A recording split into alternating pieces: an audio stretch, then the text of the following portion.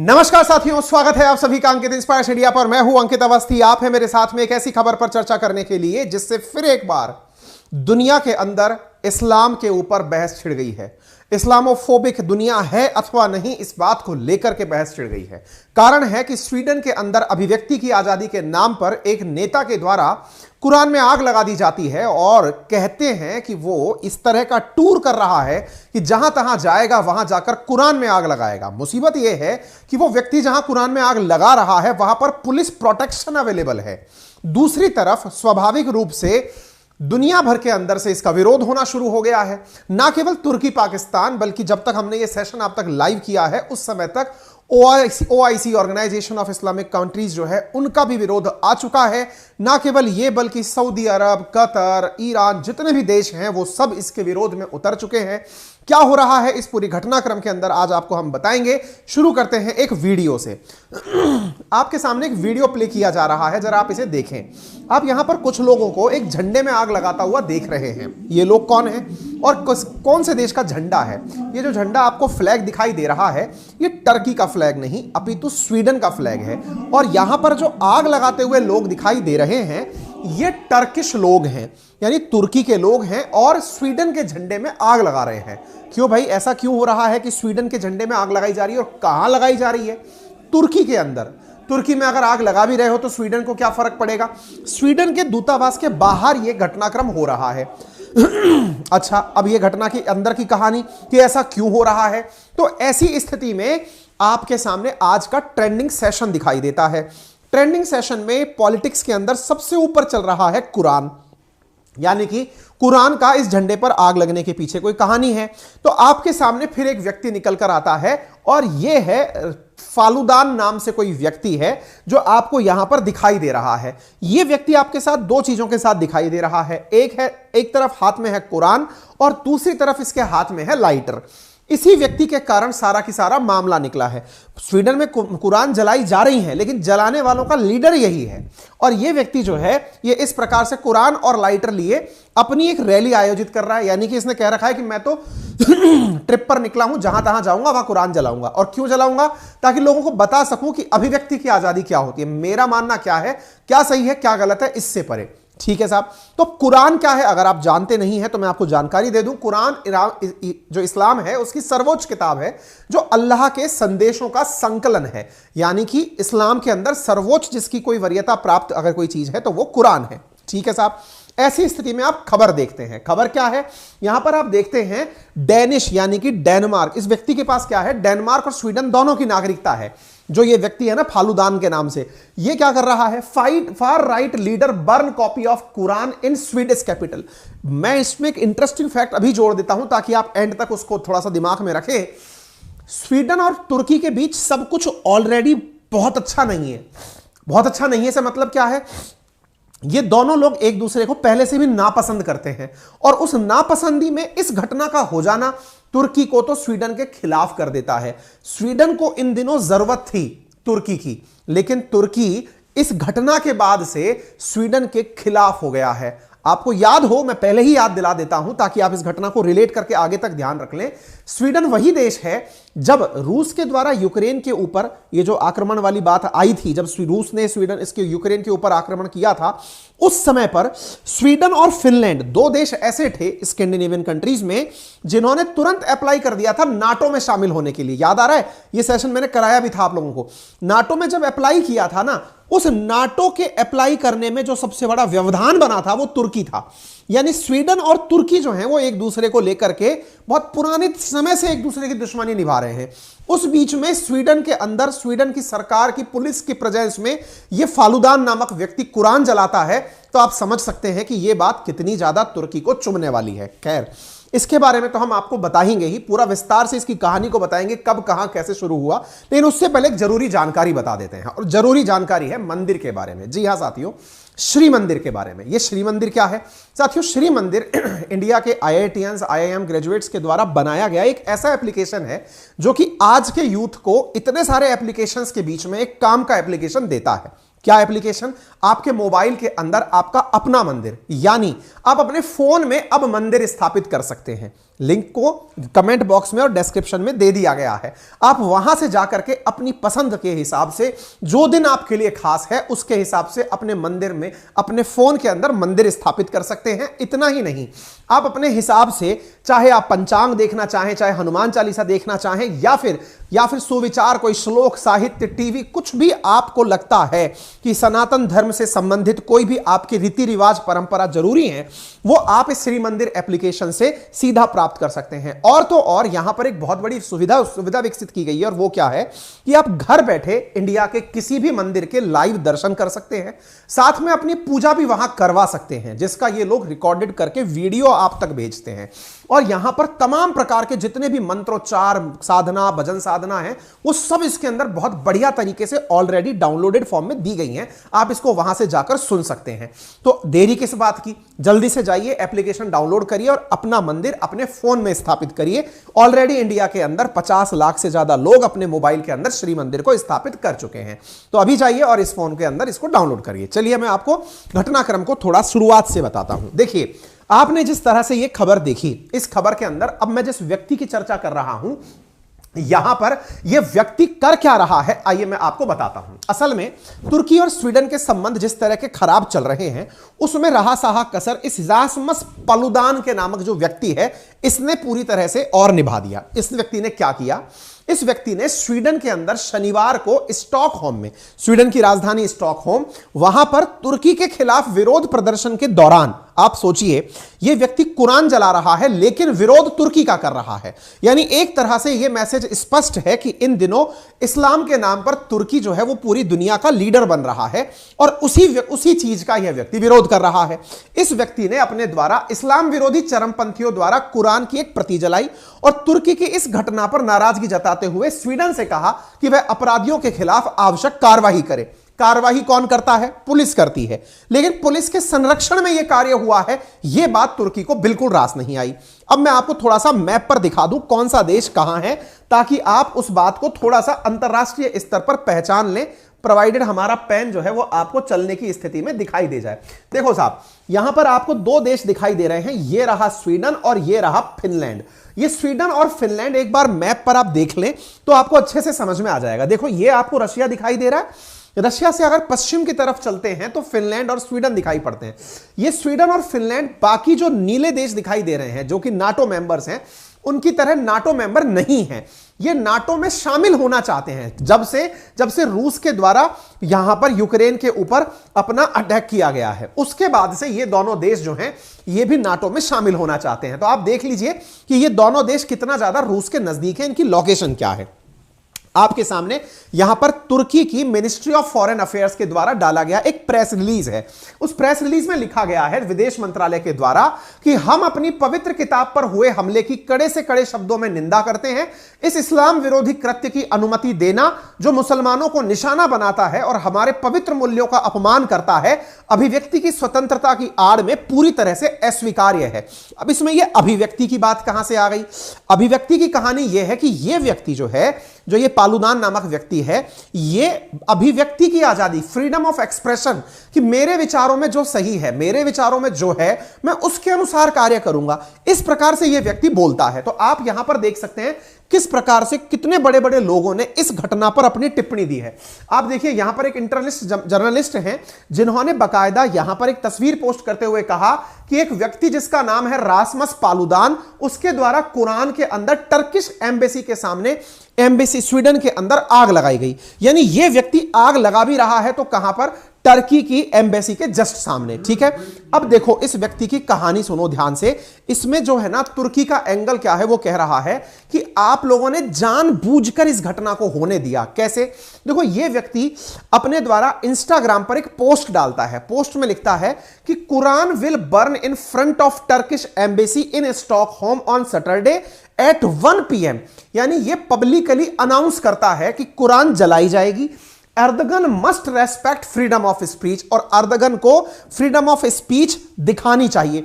फिर यह व्यक्ति अपने द्वारा इस स्टेटमेंट को देकर के, आप सोचो, एक दिन पहले यह व्यक्ति अपने द्वारा वीडियो पोस्ट करता है, एक दिन पहले अपनी जानकारी पूरे देश को देता है कि मैं जा रहा हूं तुर्की की एम्बेसी के सामने। देखो किसी भी देश में जहां पर भी एम्बेसी होती है ना, वो बहुत ज्यादा सिक्योर्ड एरिया होता है, बहुत ही ज्यादा सेंसिटिव जगह होती है, क्योंकि वहां पे ऑलरेडी बहुत सारी पुलिस फोर्सेस अवेलेबल होती है, क्योंकि दूसरे देशों के दूतावास की सुरक्षा करना बहुत बड़ी चुनौती है। जैसे इंडिया में भी अगर आप चाणक्यपुरी इलाके में जाएंगे तो पिन ड्रॉप साइलेंस आपको मिलेगा, बहुत सिक्योर्ड एरिया मिलेगा।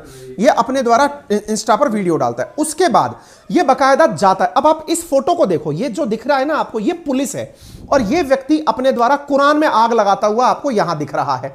और नोटिस करिए, इसके चारों तरफ पुलिस खड़ी है। देखो ये जो असल मुद्दा हो रहा है ना, वो ये हो रहा है। देखो यहां पर पुलिस, ये जो येलो येलो रंग में आपको दिख रही है ना, ये सब जगह पुलिस खड़ी है।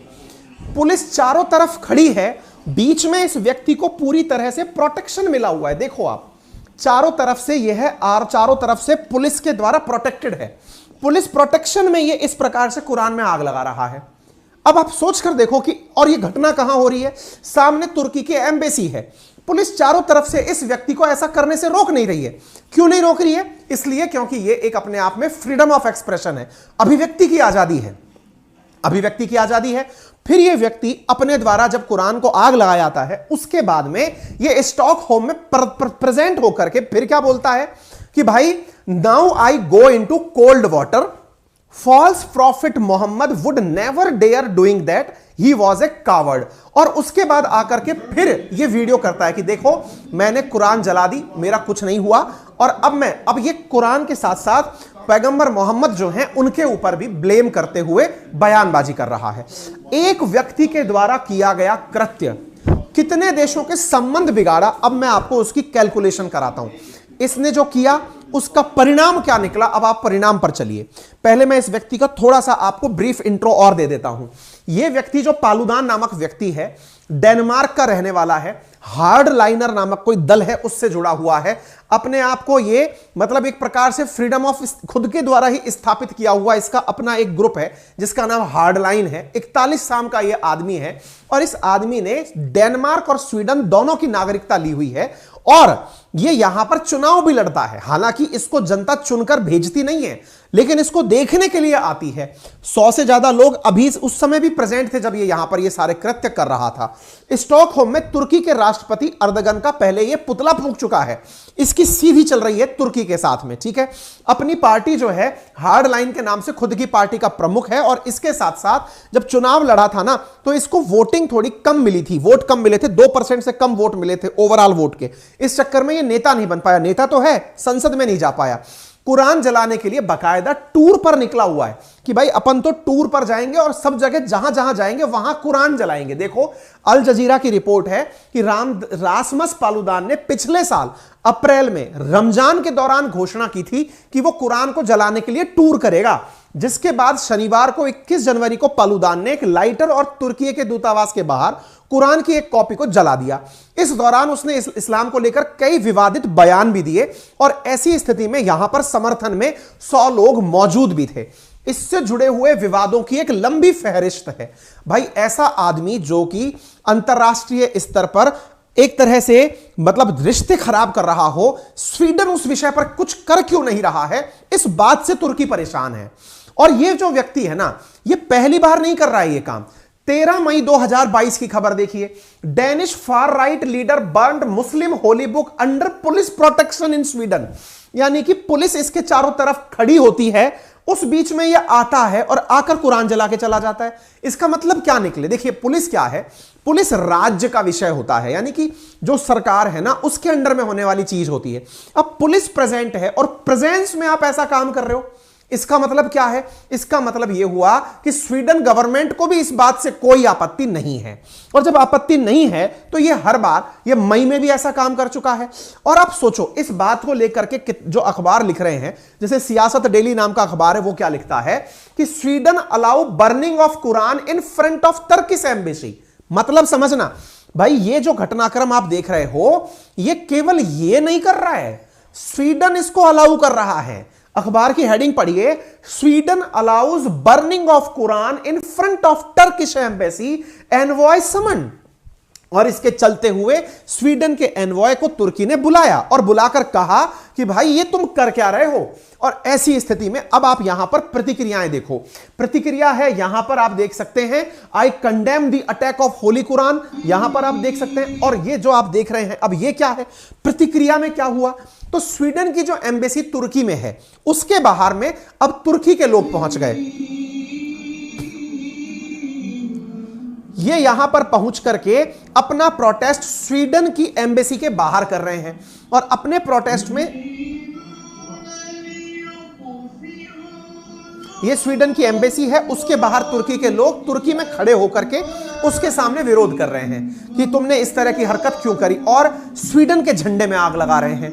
मतलब एक व्यक्ति का कृत्य देखो। अब आप आगे चलो, यहां पर TRT वर्ड, ये तुर्की का अखबार है, ये क्या लिखता है, Pakistan, UAE, Saudi Arab, Jordan, Kuwait, Iran strongly condemn burning of Quran, Islam's Holi book by Swedish Danish right wing extremist outside Turkish embassy in Sweden. यानी इतने सारे देश प्रतिक्रिया दे चुके हैं। अब मैं आपको दिखाता हूं, देखो कतर की फॉरेन मिनिस्ट्री का ट्वीट ये रहा, इसके बाद में सऊदी अरबिया का जो ट्वीट है वो ये रहा प्रतिक्रिया में, यानी कि we condemn, Saudi Arabia strongly condemn the decision of Swedish authority, कि उन्होंने इस दिक्कत कहां हो रही है, Swedish authority allowing an extremist to burn a copy of holy Quran, यानी आपने एक व्यक्ति को जलाने की परमिशन दी।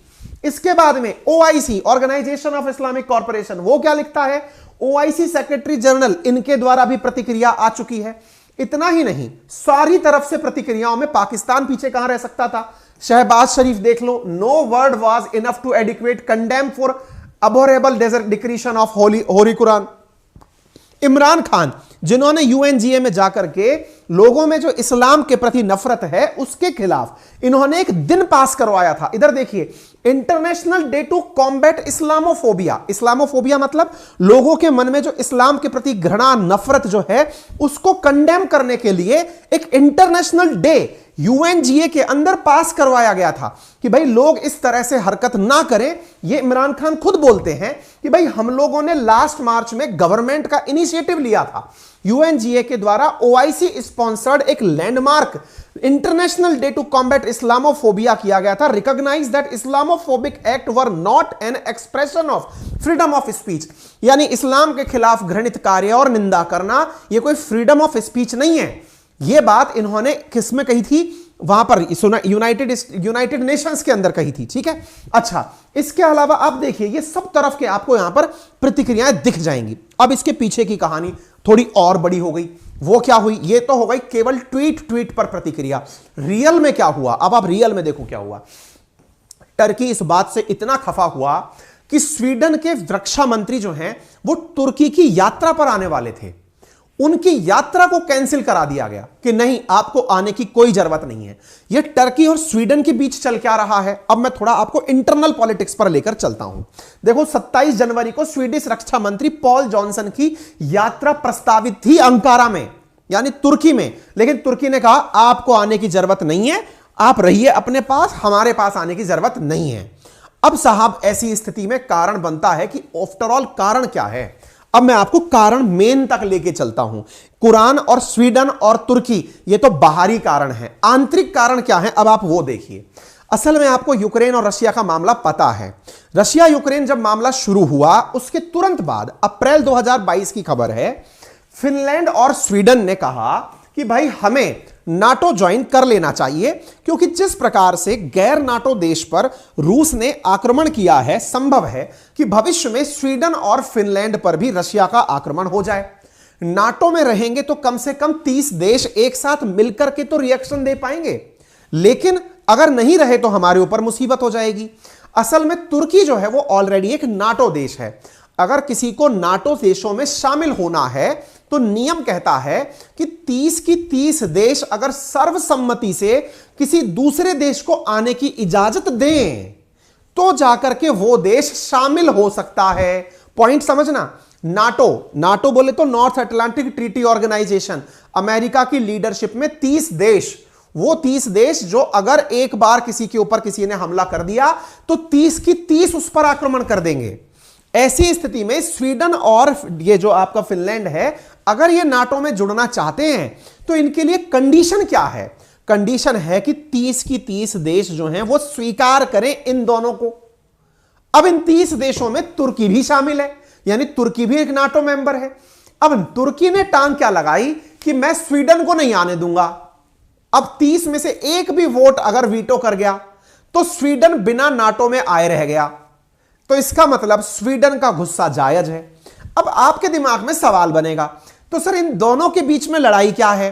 तुर्की स्वीडन को आने क्यों नहीं देता? इस पर मैंने ऑलरेडी सेशन किए हुए हैं, लेकिन फिर भी बता देता हूं। तो साहब ये जो खबर आप 13 अप्रैल की देख रहे हैं, जिसमें ये दोनों कहा कि हम तो नाटो ज्वाइन करना चाहते हैं, ऐसी स्थिति में फिनलैंड और स्वीडन ज्वाइन करने के लिए नाटो निकल पड़े। इधर की तरफ रशिया स्वीडन और फिनलैंड को धमका देता है कि अगर तुम लोग गए तो मैं तुम्हारे ऊपर न्यूक्लियर डिप्लॉयमेंट कर दूंगा। रशिया इन दोनों को धमका देता है। ये धमका के मारे और तेजी से भागते हैं। भाग करके आप यहां पर देख सकते हैं 18 मई की खबर, ये दोनों जाकर एप्लीकेशन दे आते हैं नाटो में। कौन? स्वीडन और फिनलैंड, कि सर जी हमें ले लो, हमें नाटो में शामिल कर लो, रशिया हम पर चढ़ाई कर सकता है। ऐसी स्थिति में पुतिन ने फिर इनको धमका दिया कि देखो अगर तुम गए तो मैं तुम्हारी हालत खराब कर दूंगा। इधर से रशिया इनको धमका रहा है, स्वीडन फिनलैंड जाकर के ज्वाइन करना चाहते हैं, लेकिन इस बीच में तुर्की निकल आता है। तुर्की कहता है नहीं, मैं तुम दोनों को ज्वाइन नहीं करने दूंगा। इस पर मैंने सेशन किया हुआ है। फिनलैंड के नाटो में शामिल होने में बाधा बन गया तुर्की। इसने कहा मैं नहीं ज्वाइन करने दूंगा। अब तुर्की ज्वाइन नहीं करने देगा। लोगों ने कारण पूछा कि भाई तेरे को क्या दिक्कत है? उन बेचारों की हालत खराब हो रखी है, रशिया उनके ऊपर कभी भी बम फोड़ सकता है, तू ज्वाइन करने क्यों नहीं देगा? बोले हमारा पर्सनल मामला है। बोले किन का पर्सनल मामला है? तुर्की का और स्वीडन का। तो बोले वही तो जानना चाहते हैं, पर्सनल है क्या? बोले पर्सनल ये है कि तुर्की की सीरिया में लड़ाई चलती है कुर्द लोगों के साथ। किनके साथ? कुर्द। और जो कुर्द लोग हैं वो जाकर छुप जाते हैं स्वीडन में। स्वीडन कुर्द लोगों को समर्थन देता है।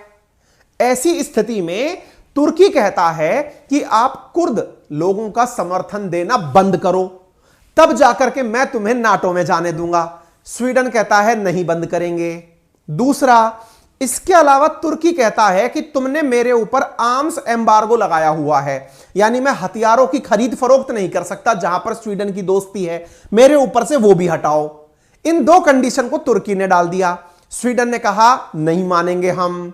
स्वीडन ने लेकिन फिर भी एक चीज कही कि तुझे अगर वेपन चाहिए ना तो मैं आर्म्स एम्बार्गो हटा देता हूं, तू वेपन खरीद ले, लेकिन मैं सैंक्शन नहीं हटा सकता। इस बात को लेकर असल मायने में ये दोनों बिगड़ रहे हैं। इसका मतलब ये हुआ कि भाई साहब झगड़ा तो कोई और है। तुर्की जब उसको वहां नहीं जाने दे रहा तो फिर स्वीडन इसकी दुखती हुई नस दबा रहा है। ये जिस चीज से परेशान होता है स्वीडन वही कर रहा है, क्योंकि स्वीडन ने क्या कहा? भाई मुझको देख ले, एक तरफ चिंता है, रशिया मेरे ऊपर कभी भी अटैक कर सकता है, अब तू सुन नहीं रहा है तो बेटा देख मैं तेरा क्या करता हूं। तो उसने एक पागल को अनुमति दे दी। अब वो पागल जो है, जिसके पीछे कोई जनता नहीं है, वो पुलिस प्रोटेक्शन में कुरान जला रहा है। अब ऐसी स्थिति में पूरी की पूरी दुनिया तुर्की के सामने उजागर होकर आ गई कि तुर्की तू कुछ भी नहीं है। एक पागल सा सिरफिरा आदमी आया, उसने तेरे सामने, तेरे ही एम्बेसी के सामने, दुनिया में और भी तो बहुत देश हैं जहां पर इस्लाम है, जहां का मुख्य धर्म इस्लाम है, उनको तो कुछ नहीं होने दिया, तेरे ही सामने आकर के काम करके चला गया। इसका मतलब तू कुछ नहीं है। यह असल में तुर्की को दिखाने का एक मैसेज था, क्योंकि मुस्लिम मैसेज के नाम पर अभी इस्लामिक वर्ल्ड में ना बहुत सारे नए नेता बने हैं। मुसलमानों का या इस्लाम का, सुन्नियों का नेता सऊदी अरब है, शियाओं का नेता ईरान है। तुर्की अपनी पुरानी समय की संस्कृति खोज कर ला रहा है, जिस समय पर ऑटोमन एम्पायर होता था।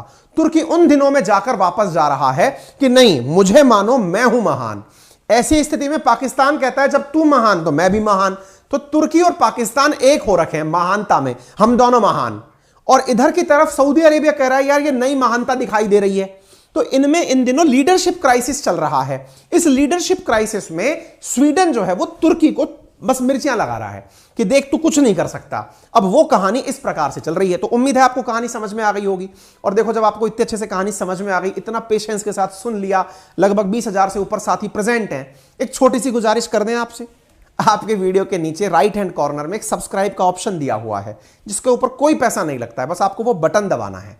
लाल कलर का है, दबाते ही वो कलर चेंज हो जाएगा। ठीक है, चैनल को सब्सक्राइब करना कहते हैं इस प्रक्रिया को, जिसमें कोई पैसा नहीं लगता। इससे फायदा सिर्फ ये होता है कि जब हम भविष्य में कभी आपके सामने लाइव आएंगे तो आपके पास पहले ही नोटिफिकेशन पहुंच जाएगा कि हां चलिए कुछ और चर्चा करते हैं, ठीक है।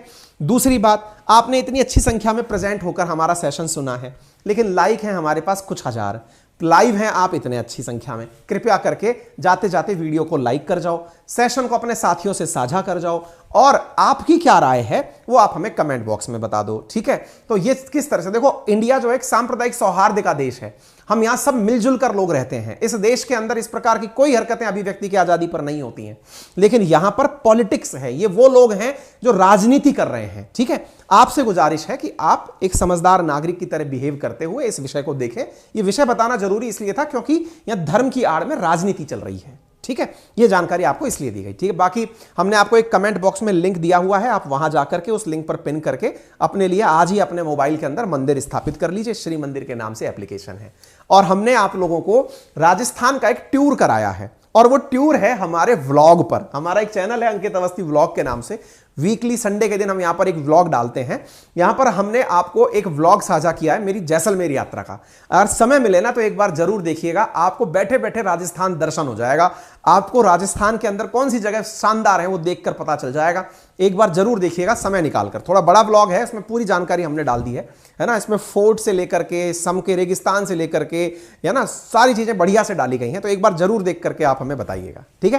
फिलहाल के लिए इतना ही, अपना ख्याल रखें, बड़ों का सम्मान करें, छोटों को प्यार दें, अपना व्यक्तित्व इस प्रकार से विकसित करें कि महिलाएं आपके साथ सुरक्षित और सम्मानित महसूस करें।